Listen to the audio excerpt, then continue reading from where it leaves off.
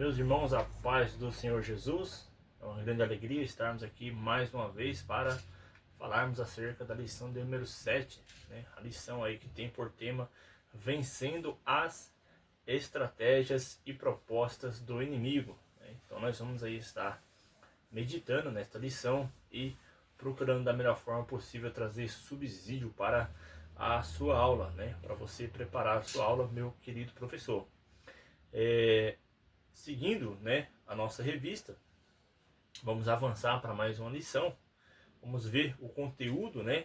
A lição ela apresenta a realidade da oposição espiritual contra o discípulo e a igreja, demonstrando que Satanás age por meio de propostas ardilosas e estratégias sutis e táticas diretas, visando enfraquecer a fé, paralisar a missão e romper a comunhão do povo de Deus, né? Aqui o professor ele deve enfatizar que a lição não trata de especulação demológica, mas de discernimento espiritual e bíblico. Evite um tom sensacionalista.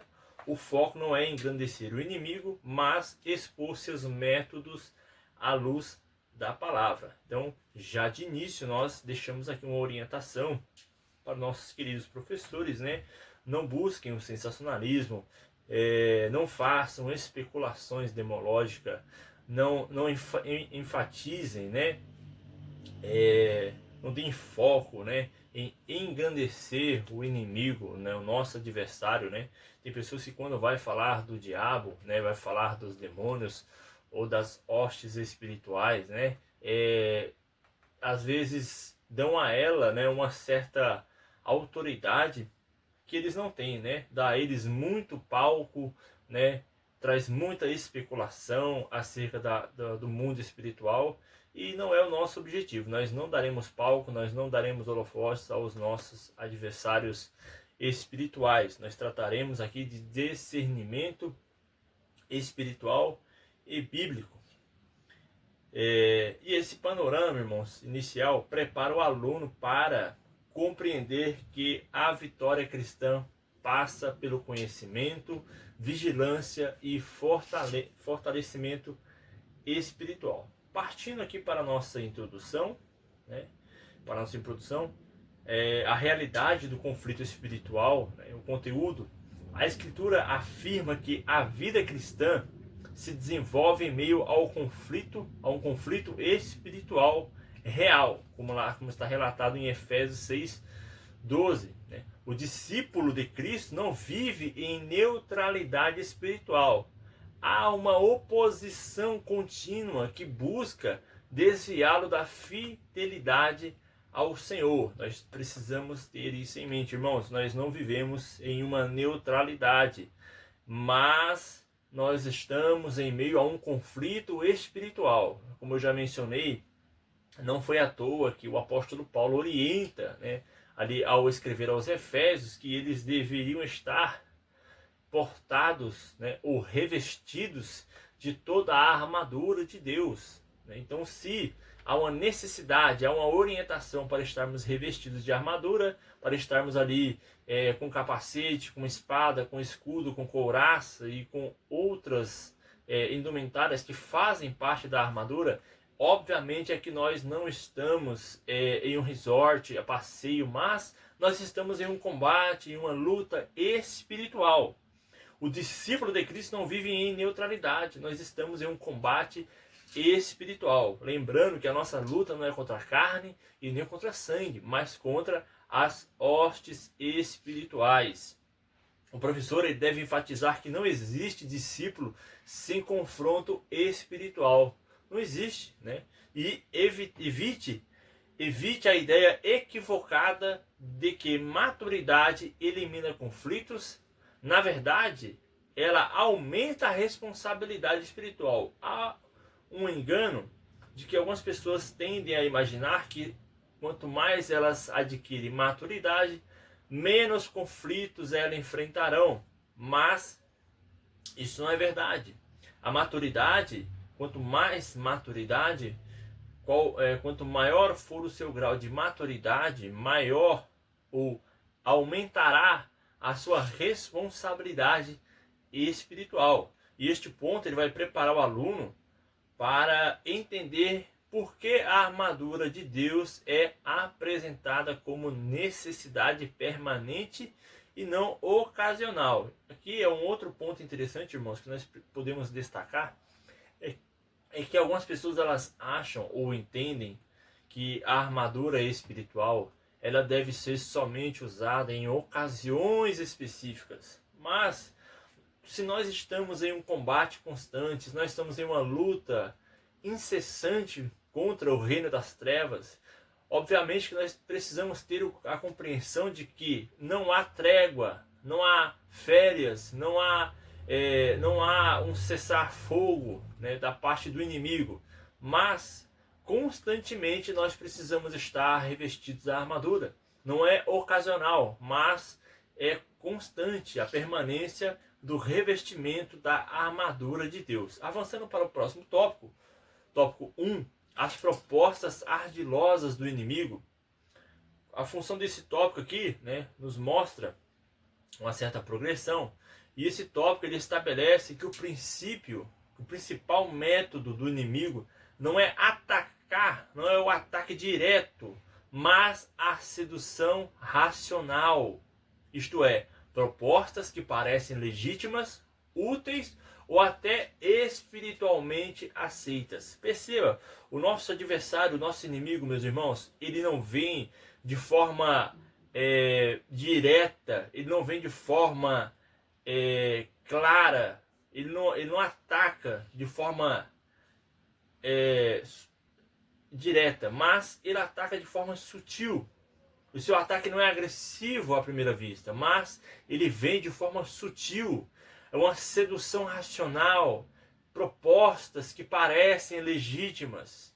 Quantas pessoas não caem ou não são seduzidas por propostas que aparentemente parecem legítimas?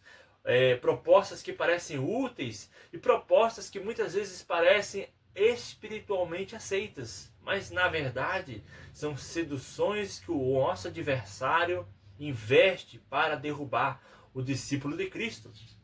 Vamos avançar. Tópico 1. Um inimigo em comum.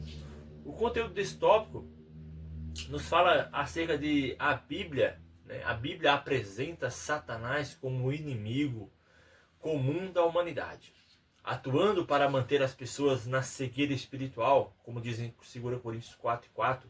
Sua ação visa impedir que o Evangelho seja compreendido em sua profundidade e implicações.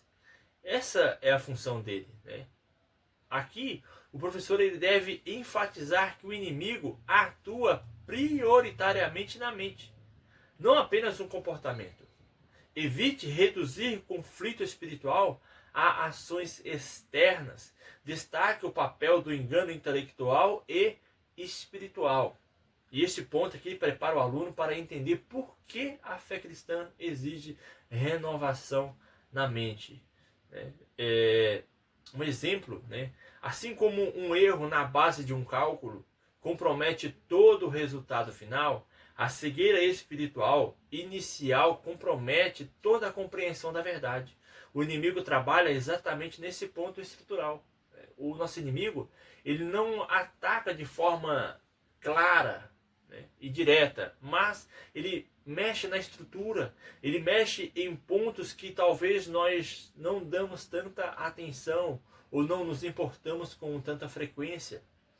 Vamos avançar. Tópico 1.2. As tentativas de nos afastar de Cristo. O inimigo tenta deslocar,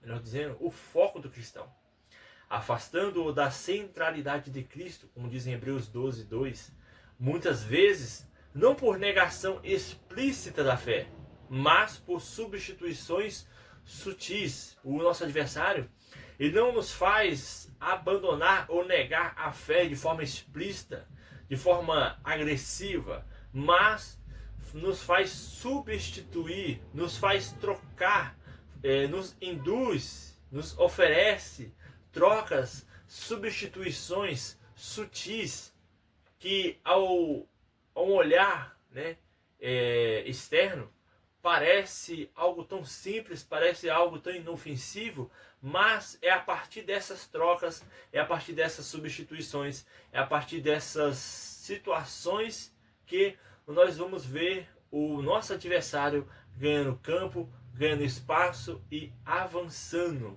para derrubar o discípulo de Cristo. Aqui o professor ele deve enfatizar que nem todo afastamento é apostasia explícita. Evite tratar o tema apenas como abandono da fé. Destaque o perigo da fé descentralizada.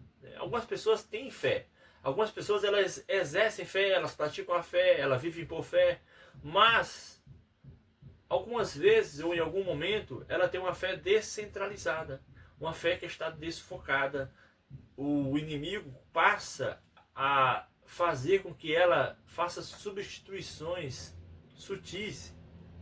E esse ponto ele prepara o aluno para perceber que distrações espirituais também são armas do inimigo. O nosso adversário ele não quer nos arrancar de forma direta e explícita da presença de Deus. Ele não nos quer arrancar de forma direta da igreja do Senhor Jesus. Não, ele quer que nós permanecemos ali. Ele quer que nós continuemos ali, mas desfocados. Porque se estivermos ali e estivermos desfocados, nós estaremos fora do mesmo jeito. Para ele, o sentido e o resultado final será o mesmo, porque estar presente, mas não estar por completo ou por inteiro, não é o mesmo que estar de forma integral e completa. Então, para ele, é a mesma coisa. Então, ele usa artimanhas, ele usa estratégias, ele nos traz e nos oferece distrações espirituais. E essas distrações espirituais também são armas do nosso inimigo. Nós precisamos focar nas distrações que ele nos oferece. Nós precisamos dar um foco aqui na nossa aula, na nossa lição, e argumentar em sala de aula acerca das distrações que o nosso adversário nos oferece para tirar o foco, né, para nos desviar da atenção central que é o Senhor Jesus. Um satélite, ele não precisa ser destruído para perder sua função. Basta sair levemente da órbita correta. Perceba, este exemplo aqui do satélite é algo que representa muito bem aquilo que o inimigo faz com as nossas vidas ou tenta fazer com o servo de Deus. Um satélite não precisa ser destruído para perder sua função. Não precisa ser eliminado, não precisa ser destruído. Basta sair levemente da órbita correta.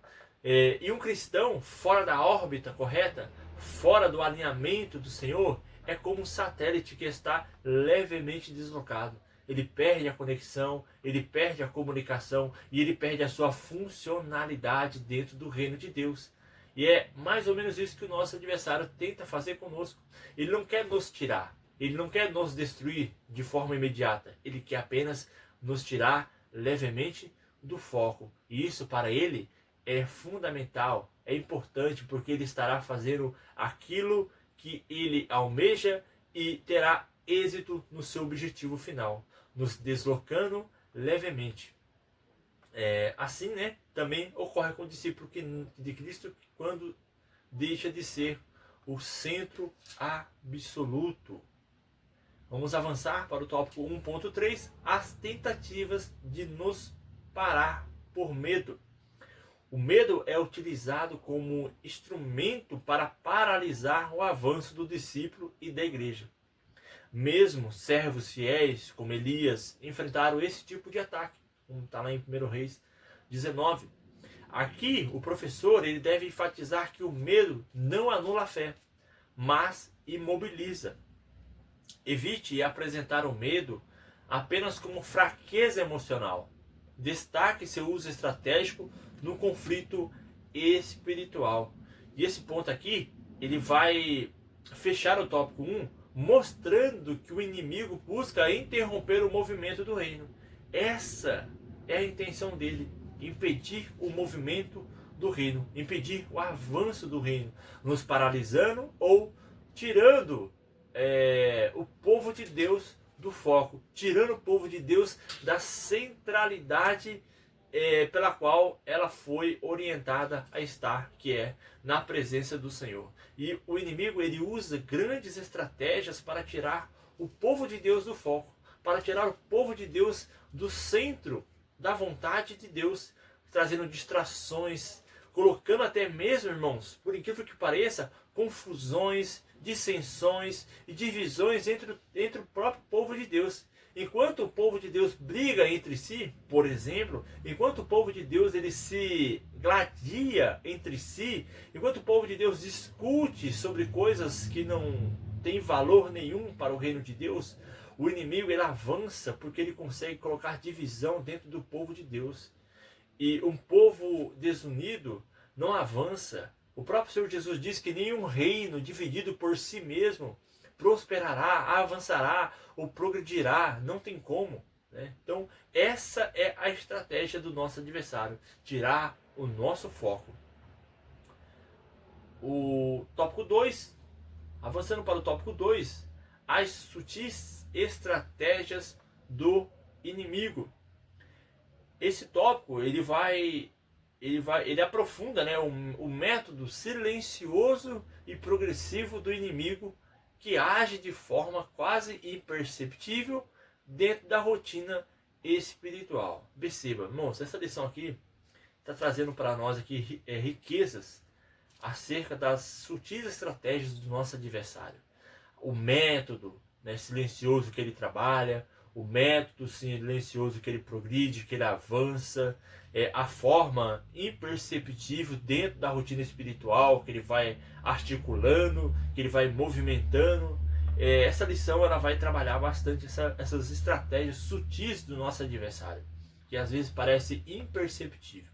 No tópico 2.1, o inimigo ele tenta enfraquecer a nossa fé. Satanás busca enfraquecer a fé por meio do descuido com a palavra, da superficialidade espiritual e da substituição do conteúdo bíblico por experiências vazias. Irmãos, isto é notório e isto é uma realidade no tempo em que vivemos. Substituição do conteúdo bíblico por experiências vazias. Irmãos, experiências com Deus é bom, sim, e nós gostamos, mas devemos tomar cuidado com as experiências vazias, experiências que não agregam, substituído por conteúdos bíblicos, né? E às vezes o conteúdo bíblico ele é descartado, ele é colocado de lado porque as pessoas estão buscando experiências vazias, superficialidade espiritual, né? Hoje em dia tem tantas novidades, tantos modismos no meio evangélico, e nós precisamos tomar cuidado com isso, com esses modismos que aparecem cada semana uma novidade, cada semana é um hype, né, novo, como diz aí a molecada, né, os jovens de hoje em dia. Precisamos ter um cuidado, né, com o descuido com a palavra de Deus sendo colocada de lado, perdendo a primazia dos nossos cultos cheios de espetáculos, cheios de egocentrismo, cheios de emocionalismo barato. Nós precisamos nos defender disso, porque isso são coisas que o nosso adversário ensina em nosso meio. Tirando a primazia da palavra de Deus, tirando a profundidade verdadeira e espiritual de um culto e de uma vida cristã,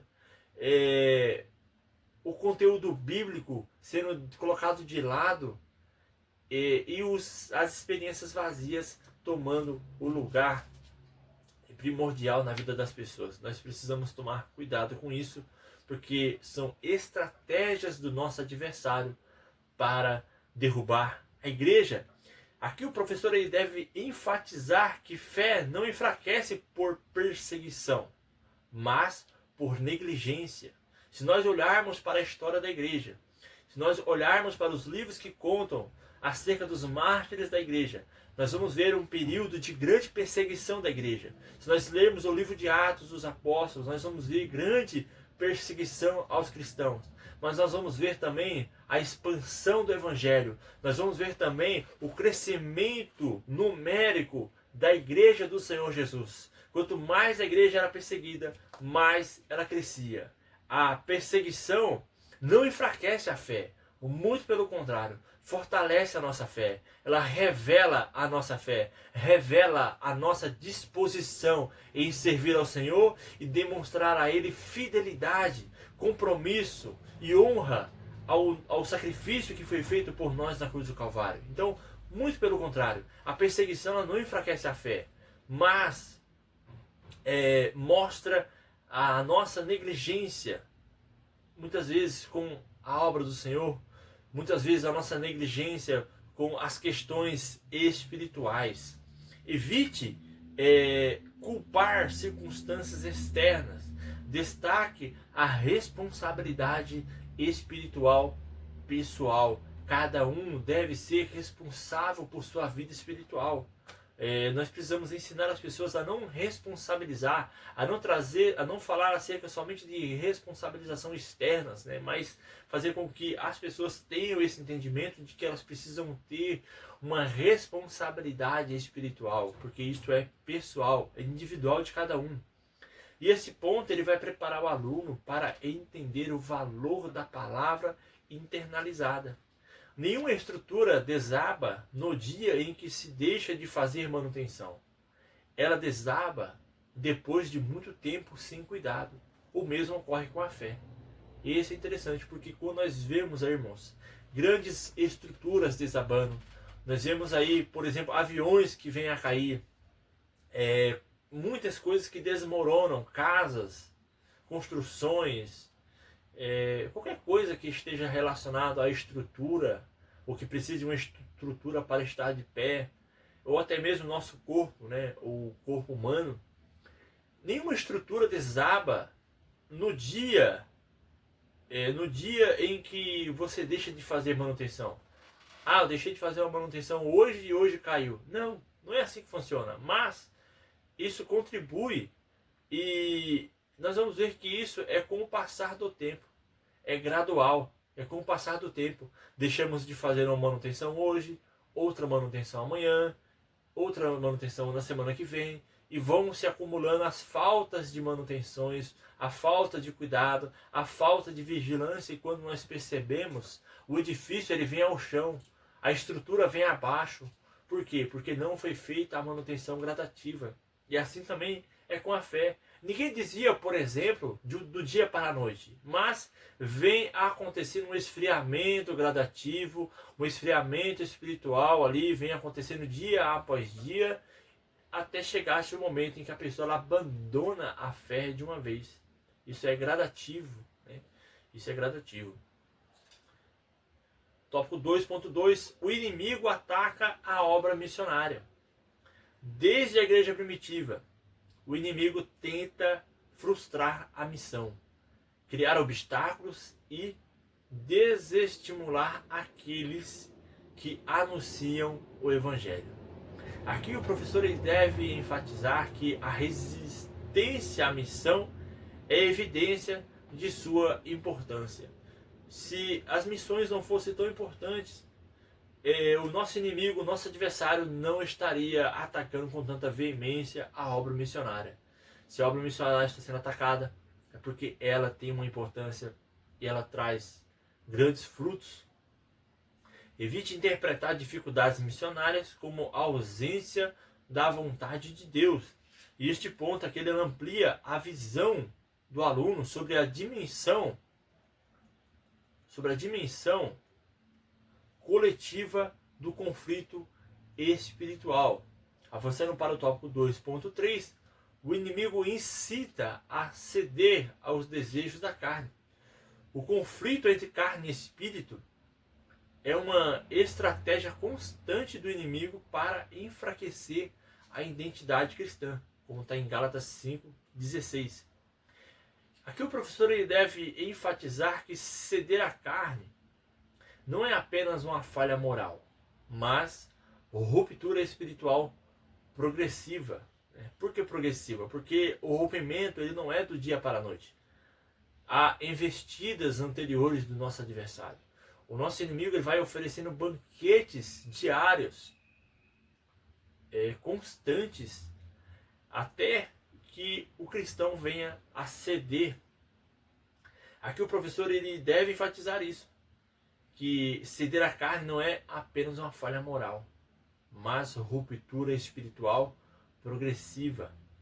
Evite moralismo, destaque a lógica bíblica na vida do espírito, da vida no espírito. E este ponto aqui, ele prepara o aluno para compreender a necessidade de disciplina espiritual.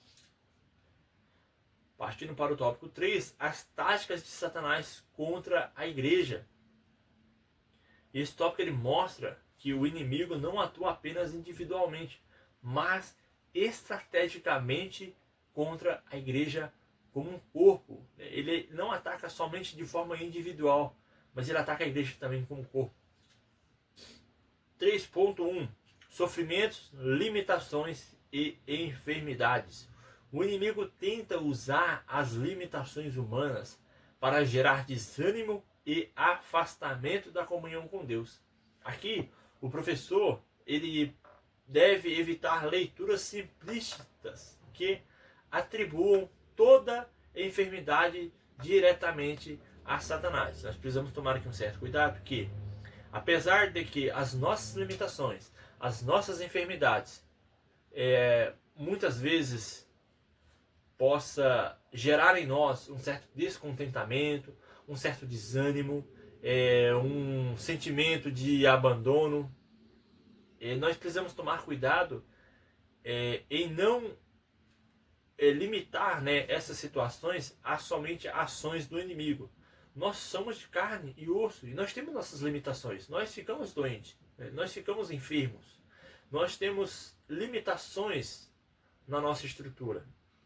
Nós ficamos gripados também. O crente também gripa, né? O pneu do carro do crente também fura. E nós não podemos limitar isso somente a obras do Satanás. Eu estou gripado porque o inimigo está furioso comigo, né? Nós sabemos que as enfermidades, nós precisamos ter isso em mente. Sabemos que as enfermidades, elas nos trazem um certo desânimo. E o nosso adversário, ele se aproveita dessas situações para tentar nos abater com mais força, né? E sabemos que somos limitados. Sabemos que isso vem a nós, porque somos seres humanos, somos feitos de carne e osso. Então nós não podemos ir por uma linha de raciocínio simplista que atribua toda enfermidade diretamente a Satanás. Nós sabemos que algumas enfermidades possam vir por questões espirituais. Nós não temos dúvidas disso, que o nosso adversário ele tenta de todas as formas, né? E muitas vezes ele toca, né, até na nossa saúde, com a permissão do Senhor, como nós temos ali um exemplo bíblico de Jó, onde o inimigo foi até aonde Deus permitiu. Ele tocou na carne daquele homem, ele tocou em todos os seus bens, tocou em sua família, tocou em tudo aquilo que o Senhor havia permitido. Ou seja, como diz um grande teólogo do passado, né, o diabo ele é um cão, um cachorro na coleira de Deus. Ele só vai até onde o Senhor permite que ele vá. Então nós devemos tomar um certo cuidado de não atribuir todas as enfermidades a uma ação do diabo. Destaque que o inimigo se aproveita da fragilidade humana e não que ele tenha domínio absoluto sobre ela. Irmãos, quem tem domínio absoluto sobre nossas vidas e sobre o nosso corpo é o Senhor Jesus, é o nosso Deus, o Todo-Poderoso. Satanás ele não tem poder absoluto sobre nossa carne e sobre o nosso corpo, de maneira nenhuma. Avançando para o tópico 3.2, atrativos que enfraquecem o espírito. A valorização excessiva do exterior em detrimento à vida espiritual cria vulnerabilidade às investidas do inimigo. Aqui o professor ele deve enfatizar o desequilíbrio, não o cuidado legítimo com o corpo. Este ponto ensina que prioridades espirituais moldam resistência espiritual. Então, quanto mais eu priorizo a minha vida espiritual, mais espiritual eu estarei e mais fortalecido eu serei. Então, precisamos priorizar a nossa vida espiritual. E avançando para o final, tópico 3.3, a oposição ao perdão. A falta de perdão cria brechas espirituais. Irmãos, se tem uma coisa que o nosso adversário precisa, é apenas de uma brecha. Ele não precisa de muita coisa para entrar em nossas vidas e causar uma destruição fatal. Não. Ele precisa apenas de uma brecha. E uma brecha, irmãos, não é algo muito grande. Uma brecha não é algo imenso. Uma brecha é algo muito pequeno. E a falta de perdão cria brechas espirituais que comprometem a comunhão e a saúde espiritual da igreja. Aqui, o professor ele deve enfatizar que o perdão não é opcional. Não é opcional, não é uma opção, mas um elemento estrutural da vida cristã. Deve fazer parte da vida do cristão perdoar, liberar perdão, pedir perdão. Evite tratar o perdão apenas como uma virtude moral. Destaque seu impacto espiritual e eclesial. A falta de perdão, irmãos, traz um impacto muito grande na vida espiritual do crente e também na vida da igreja. Uma igreja onde há membros que não perdoam e que não se perdoam é uma igreja que está fadada ao fracasso, que está enferma e precisa de um socorro urgente e acaba deixando brechas para o adversário agir, para o adversário ter legalidade. Partindo para a conclusão, reforce que a vitória cristã não consiste em ignorar o inimigo, mas em discernir suas estratégias e permanecer firme no Senhor. Irmãos, nós não podemos ignorar o nosso adversário. Como eu disse no início, nós não iremos dar a ele superpoderes que ele não tem. Mas nós precisamos estar atentos, nós precisamos ser vigilantes com as suas astutas ciladas, pois o nosso adversário, ele é astuto, ele é ardiloso, né? Ele conseguiu enganar uma terça parte dos anjos, então precisamos estar atentos, pois ele tentará e ele tenta constantemente nos enganar, nos ludibriar. Evite encerrar a aula com um tom de alerta excessivo. Finalize com ênfase na suficiência da graça e do poder de Deus. E esse fechamento ajuda o aluno a sair consciente, fortalecido e espiritualmente orientado. Então, essas são algumas instruções para a nossa aula, para a nossa lição do número 7. Espero que esse conteúdo lhe ajude de alguma forma a preparar a sua lição, a talvez olhar de uma forma diferente para algum tópico que estava um pouco obscuro, que não estava tão claro, né, para você. Talvez essas orientações aqui possam lhe trazer clareza e direcionamento ao preparar a sua aula. É um conselho: prepare sempre com antecedência a sua aula. Não deixe para preparar nos últimos minutos. Não deixe para preparar a sua aula no sábado à noite. Isso é muito perigoso, isso é muito prejudicial ao aprendizado da sala de aula. Os alunos, eles percebem, né? A igreja percebe quando um pregador não está preparado. A igreja percebe quando o professor ele não estudou a lição. Isso é nítido, isso é claro. Então, procure sempre preparar a sua aula com antecedência. Procure recursos. Existem muitos canais, né, no YouTube que trazem conteúdos excelentes. Há muitos sites que possam lhe ajudar com subsídio, com comentários que vão agregar na sua aula, que vão enriquecer a sua aula. Procure essas ferramentas e esteja cada dia e cada vez mais preparado para exercer o chamado que o Senhor confiou à sua mão, que é ensinar a sua palavra. Meus irmãos, eu vou ficando por aqui. Se esse conteúdo de alguma forma lhe acrescentou no enriquecimento da sua aula, deixe o seu like, deixe o seu comentário, deixe aqui a sua sugestão para que possamos melhorar cada dia mais a transmitir esses subsídios para lhe ajudar. Que Deus lhe abençoe e até a próxima lição.